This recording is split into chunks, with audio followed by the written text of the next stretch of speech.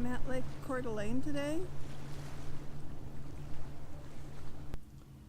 This video is my May 2019 reading wrap-up. A little delayed this time, sorry about that. I've been so distracted. Like I said on the other video, I've had car problems, not with this van, but with the car that my daughter is now the proud owner of. And I've also had some issues with the van trying to build a floor. I tried to do the floor myself and I think I was like a total failure because everything I did didn't seem to work very well. So a friend of mine at the church, he's a retired pastor, he will be helping me with the floor tomorrow, and I do believe there's another man involved that will be helping with the project as well. So hopefully by tomorrow I will have a floor in the back of my van, and that's kind of the most important thing that I need to get done right now on the van before I take my first trip. And of course there's a lot of other things that need to be done to it, but the floor is kind of essential. So let's talk about books. I'm going to read this off of my little phone here.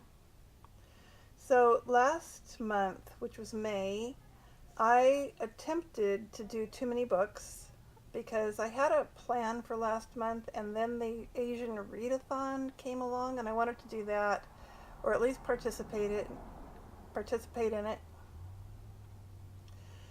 And so I did the best I could. I started by reading the short story book, which is called 1,000 Beginnings and Endings. I only got 4 stories into that, and I switched over to Crazy Rich Asians, which I enjoyed quite a lot. That was kind of like my main book for last month as far as recent fiction goes. You might remember I have a goal of reading different categories of books every month, and I read one recent fiction, one classic fiction, at least that's the goal, one nonfiction, a YA book, and an art book, and a Christian book. So I think I did okay with the recent fiction because I got all the way through Crazy Rich Asians, which I enjoyed a lot. I haven't seen the movie. I'm looking forward to being able to see the movie.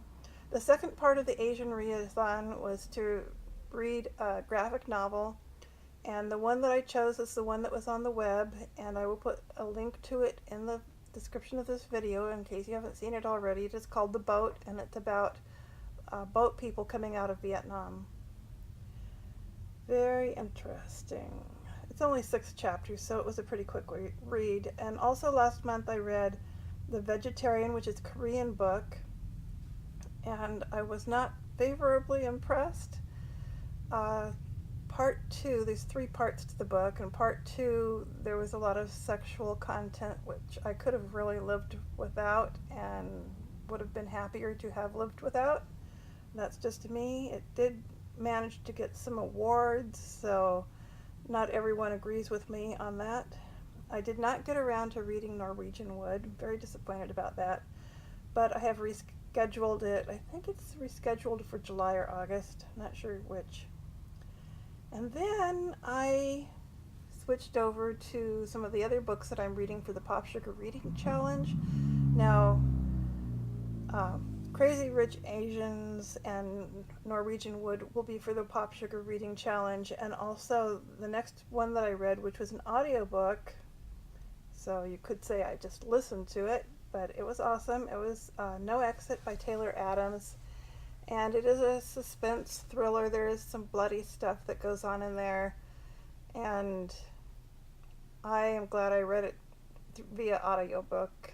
Anyhow, the reason I read it is because the Pop Sugar Reading Challenge wanted me to read a book where all the action takes place within one day, And No Exit is one of the few books that does that. It actually takes place during the course of one night, not one day, but same thing. It's within 24 hours.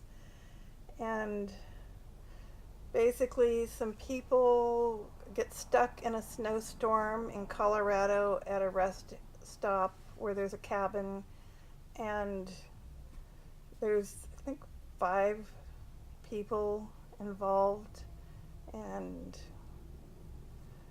it goes on from there all night long. It was, like I said, bloody in places, but definitely something that kept my interest. Now, the classic book that I had planned for May, I did not get to, and I'm going to try again to read it this month. It's called 100 Years of Solitude by Gabriel Garcia Marquez, and really still looking forward to it. The nonfiction that I had planned for last month is Miles from Nowhere by Barbara Savage, a bicycle touring adventure. She and her husband rode their bicycles all the way around the world. I did read that one and enjoyed it immensely. Very happy that I read it. And then the last one, the YA, is Scarlet, and I did listen to Scarlet. No, it wasn't an audiobook, it was a Kindle book. So I did read Scarlet. And actually, I finished that at the beginning of the following month, which is June this month. The art book, Vibrant Watercolors, I am still reading.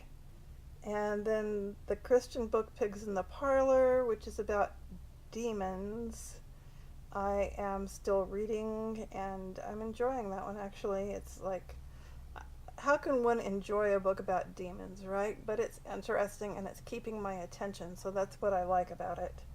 So that's it for my May wrap-up. I don't want to tell you about my June TBR yet, because that's going to be in the next video. So, thank you for coming by and watching my video. I can say that. Talk to you later. Bye.